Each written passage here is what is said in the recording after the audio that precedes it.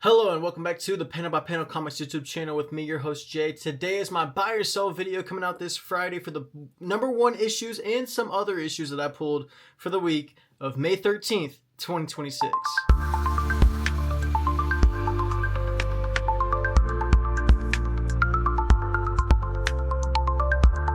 So before we get too deep into the video, I just want to say thank you guys so much for 70 subscribers. I saw we just hit that last night and I was like, oh my god, I don't know how that happened. But thank you so much for supporting the channel. Please share with your friends and go ahead if you enjoy comic book content and you are new to the channel. Please hit that like button and that subscribe button as well for nearly daily comic book content on Monday, Tuesday, Wednesdays, and Fridays with shorts posted all throughout the week. Now let's go ahead and get started with the buy or sells. We have Absolute Batman issue number 20. Now mine was slightly damaged, like I mentioned, and there was also some tears on some certain pages on my books. Really minor in the bottom right corner for most of these, at least like the first 10 pages. I don't know if the camera will be able to pick it up. But there's just minuscule tears on the bottom right corner. It wasn't too bad, but Absolute Batman was damaged. I saw that the variant covers had less damage to them, but all in all, nobody wants their book to be damaged. But jumping into the story, we see Bruce kind of losing his mind after he reads the files that Jim Gordon gave to him in the end of the last issue. We see Jim Gordon's jacket because Jim Gordon died. If you did not know, I'm sorry, but you should be reading Absolute Batman if you're not. He died, and everybody thinks that Batman killed him. And we also get an update on what Waylon Jones is doing. He goes and visits one of his friends, the Riddler, currently, who's, in all terms of everybody else, all of his other friends, is probably the most modest outside of Waylon, because Waylon is just a normal person now that wants to do good. He wants to help Bruce out because he can see that Bruce is falling into a deep spiral of just a depression and feeling like he's not doing a good enough job. So the Riddler and Waylon have a good conversation. And then we see Bruce take off for a prison that Joe Chill is hanging out in. If that name sounds familiar, that's who killed his father, Thomas Wayne, all the way back in the first, I want to say first issue, or at least at the minimum the first arc, titled The Zoo. Joe Chill, the same person that killed his parents in the current DCU, he killed his parents in the Absolute Universe, and Bruce goes to ask him questions because in the files, it says that everything has been planned out. He asks him, why else would you suddenly stop talking to Bruce Wayne? And it's just a coincidence they move you to this new wing right after that. And then he begs for help, Joe Chill. And we see Scarecrow come in out of nowhere, laying on the bed. He's like, well, I heard it was you. It just became too much for him. Happens a lot these days. And then he tells Joe Chill to start making his bed. That'll come back later. But Scarecrow and Batman have this really long talk. And Scarecrow is really interesting because he says this exact words. See, Grim and I, we thought it'd be funny.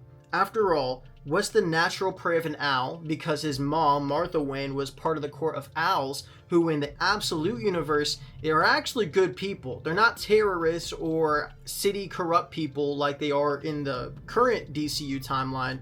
They're actually good people that want good for the world. He continues saying, Bruce, that's right, a bat. That's the why of your life.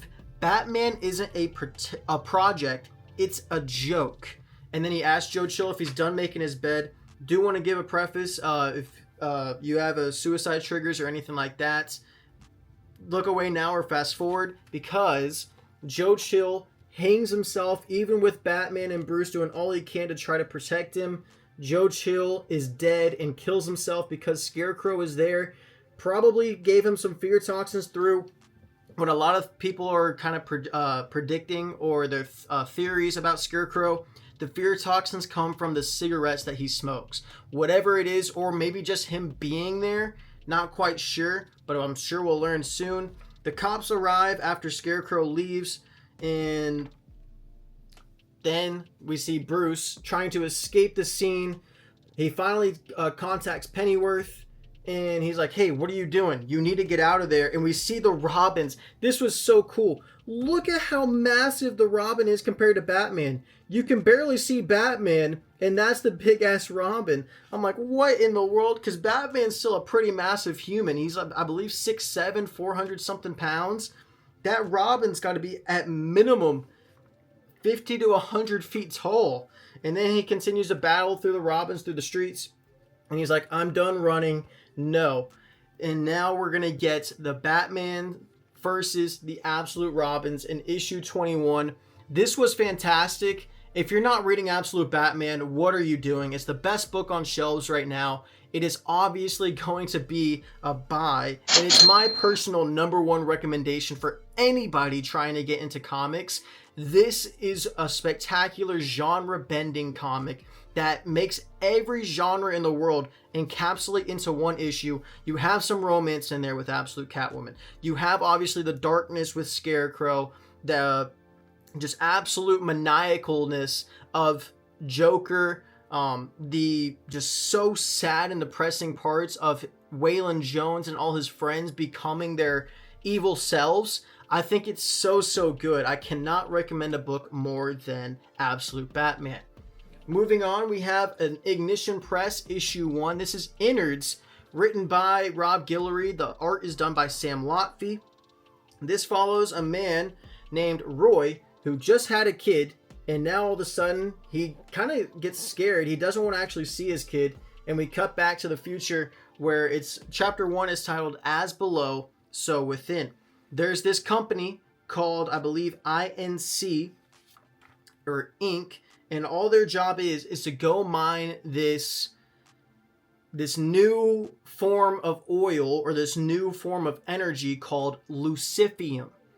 And the reason that they have to do that is because there was a nuke war, because that's the biggest threat right now in the world, if we're really being honest. And it blew up every oil reserve. Gone. Vaporized.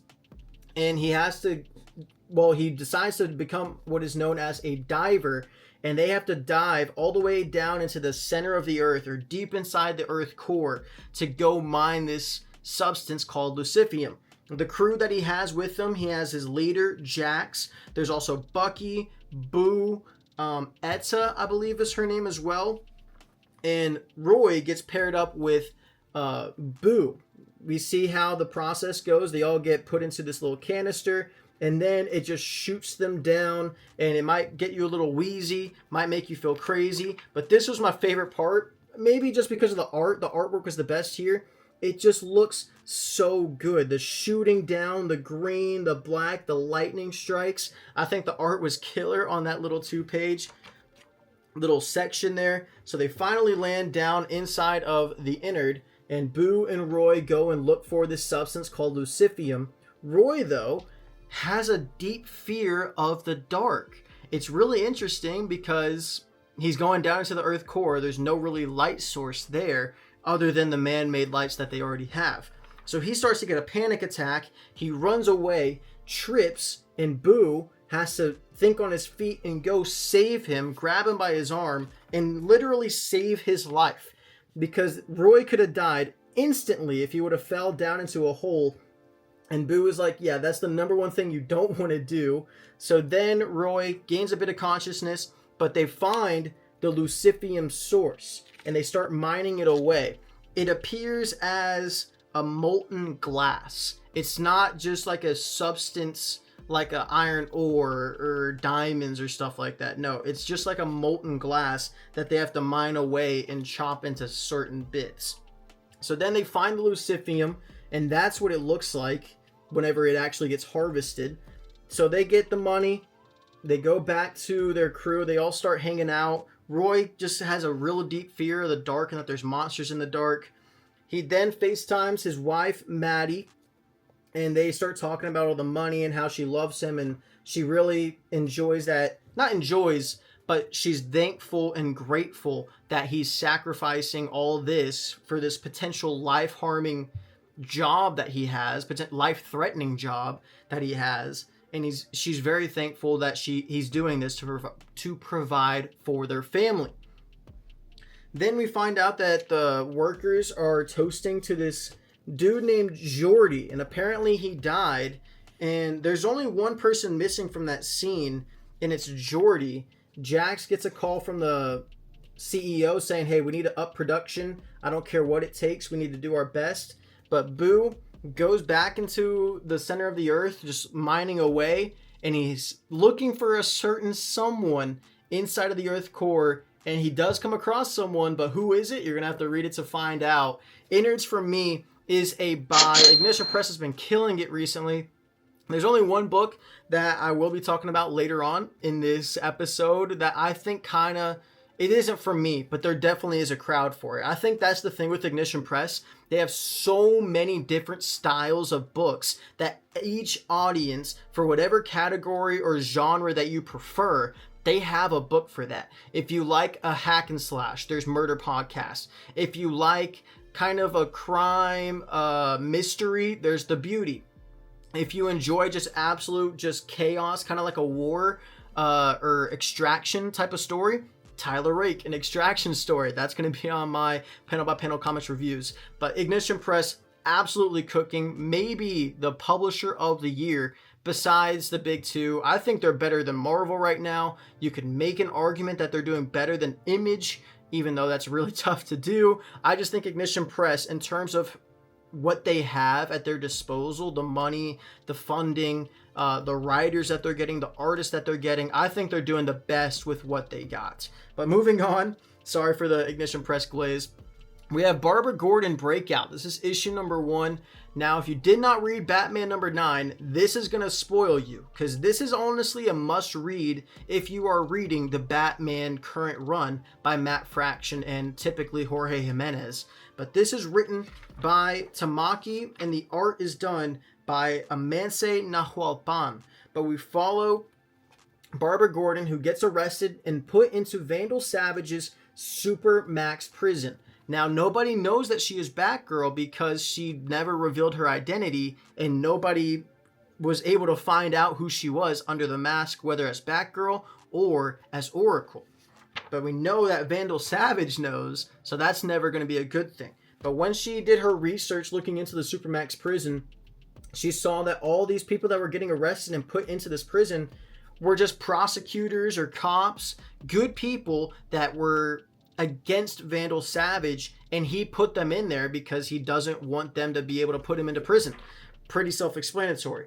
So she sees all these dead bodies from these good people. There's 1, there's 2, and they keep coming back as an apparent suicide, which most likely is not the truth. We know it's probably Vandal Savage or one of his guards that he hired to do his dirty work for him. So Barbara Gordon gets on the inside, and she finds out all the cops are former either corrupt cops or just evil villains. She keeps getting into this consistent fight with this blue-haired woman. Not quite sure what her name is. Her and her friends, they just do not get along with her.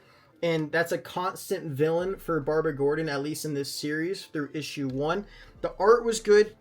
The writing was solid. I want to see where it continues to grow, because this series, or this issue at least, was just constant. I need to do better. I need to keep investigating. Nobody knows who I am. Why did I do this to myself? I'm kind of just, I am right in the center of a target. She continues to get into fights with that blue-haired woman and the long-haired blonde. Not quite sure why they are targeting her so much, but at the end of the issue, she goes back to her cell. There's some ringing, some dinging, and somebody breaks into her cell. Who is it? I couldn't tell you. They didn't reveal who it is. But Barbara Gordon Breakout, issue number 1 from DC.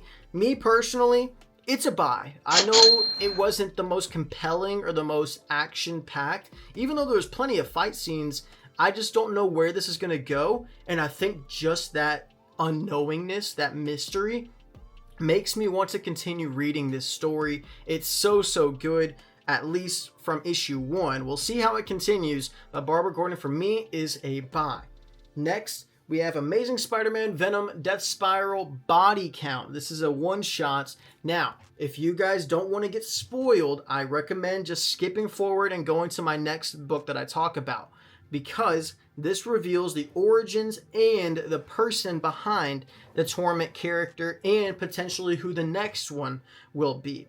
That is a spoiler a little bit. But if you're still here, let's go ahead and talk about the book. Now, it wasn't the most compelling thing, because we know that Torment might have potentially died at the end of Death Spiral whenever MJ/Venom threw him, because we know it's a him, off of a cliff or off of the roof. And then we find out who this character is. He goes and talks to this dude whose family has all died, and Torment goes to him and says, like, I hope you're happy. I relieved all this stress from you. I know that your family has been doing so much for you, or hasn't done a whole lot for you. They've been more of a burden rather than a good thing. So I killed them for you. And he's like, no, that is just the most messed up thing. I loved my family. Why would you do that? And he's like, well, nobody understands that. Nobody understands why I do things, but I'm doing it for them. And he is really confused by that. Then we get introduced to this random family. I'm not quite sure what their name is, but we follow this grandma named, not quite sure, but they go to this family reunion, and one of the main characters that we'll learn is Graham. Graham is the tall dude in the top corner, or this one right here, giving the noogie to his younger cousin. And he seems to know everything about his family. He has this girlfriend who has a pretty bad home life, and his boyfriend recognizes that. So he goes one night and gets her out of the house, but he set the house on fire. And he did it because he actually sees these spirals, and he's like, it's gone now. You're free. I set you free. And she's like, no, get off me. That's my family. That's my mom. So she runs back in to save him while he leaves. And Torment, he just can't understand that. He's like, do you understand? And the guy that he's, I guess, interrogating because he killed his whole family and now they're kind of going back and forth, the dude says, you could have used that gift of yours to actually help people. Find kidnapped kids or lost relatives or adoptees, parents, anything. Instead, you're just a monster. And Torment says, well, that's one perspective, I guess. So he ends up killing the dude because he did not agree with his tactics, which, hey, I kind of sensed that coming. Then we see how he got the text from Carnage, and then we see that the dude did end up dying whenever Venom/MJ threw him off a roof. But we do get a result of his funeral, and potentially, sorry, I'm sweating my ass off right now, potentially the character's going to live on, but through a different person. And I'm looking forward to seeing this generational growth. Will it continue to just keep going down this path of each generation of this family? Or will there be kind of like a Robin situation where it's a different family, but he idolizes, or they idolize Torment, and they want to become a version of Torment? I'm interested in it. It looks really good. Me personally, it's not a 100% buy, but I'm still going to say it's a buy. It's not a sell because it does finish the story of Torment. We learn the origins of the character. We learn the why of the character. And for me personally, that's enough to finally understand who this character is and why they were doing what they were. But let me know down in the comments what you guys think of just the entire Death Spiral event down below in the comments. Next, this is Showdown, issue number 1, my final book that I'm going to talk about. This is from Ignition Press as well, written by Dave Walgos, and art is done by Tad Galusha. So we immediately follow up with this house being burnt and the two main characters of Trish and Harvey. Harvey is kind of beating her down. He's like, you wanted a showdown, right? Hence the name of the title. That's what the book centers around. Trish and this Harvey character gonna fight one-on-one. But then, right before we actually get down and dirty, we get a flashback to 2 days ago and see how this all started. Trish intervenes with this brother, sister, and father, who the father doesn't treat them very well, and she basically is there to help, trips the father, and after he says go to hell, I thought it was pretty funny. She says, don't you know, hell was made for bad fathers and with room for their sons. Then we meet the Harvey character and what's been going on in his life. He's mourning his father after his father died, and we learn that his father was at least a lot of people view him as a corrupt sheriff. And the thing with this sheriff is he ended up killing Trish's brother. And you learn that these Harvey and Trisha's brother Michael were really close, and they went to this party, as we see Trish and Harvey just talking one-on-one, having really slugging it out, not slugging it out physically, but slugging out verbally. She's like, I'm sure the 4-packs today didn't help for your dad. Here's what my life's been like. I left South Harmon without looking back at the beginning of the summer. Went to my dream school, made friends, got good grades, and I even met somebody who's waiting for me. I really committed to a fresh start, Harvey. I want you to know that.